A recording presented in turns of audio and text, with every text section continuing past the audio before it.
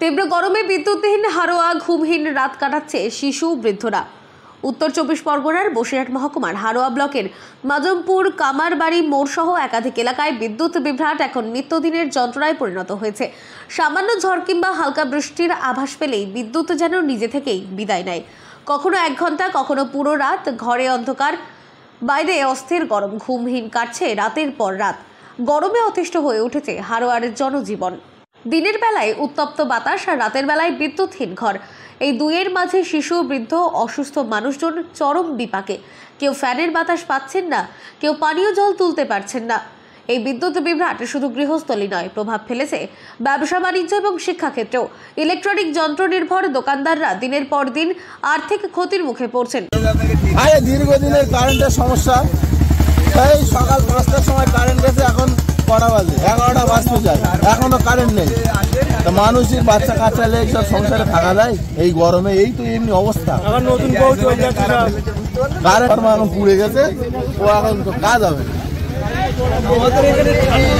বছরে 365 দিনের মধ্যে 300 দিন কারেন্টের সমস্যা আমাদের।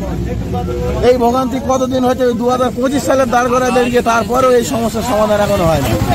হারোয়ার এক মোবাইল সারাইয়ের দোকানদার বলেন, বিদ্যুৎ না থাকলে চার্জার চলে না, কিছুই করা যায় না, শুধু দোকান খুলে বসে থাকা ছাড়া উপায় নেই। অন্যদিকে বহু ছাত্রছাত্রী আজকাল অনলাইন বা কম্পিউটার নির্ভর পড়াশোনার উপর নির্ভরশীল। বিদ্যুৎ না থাকায় তারা পড়াশোনায় মনোযোগ দিতে পারছে না। সেগুলো হলো লিখিতভাবে কিছু দেওয়ার অবশ্যই প্রয়োজন। যেহেতু এই ঝামেলা ঝঞ্ঝট করা এটাও কোনো একটা ব্যাপার না, এইভাবে কোনোদিন কোনো কিছু সম্ভব হয় না। স্থানীয়দের অভিযোগ, পরিস্থিতি 1 বছরের নয়, বছরের পর বছর ধরে চলে আসছে। সমস্যা জানানোর জন্য একাধিকবার অভিযোগ করা হলেও কোনো স্থায়ী সমাধান হয়নি। এক বাসিন্দা বলেন, বর্ষার সময় এই বিদ্যুৎ বিভ্রাট আরও ঘন ঘন ঘটে বলে জানাচ্ছে এলাকাবাসীরা।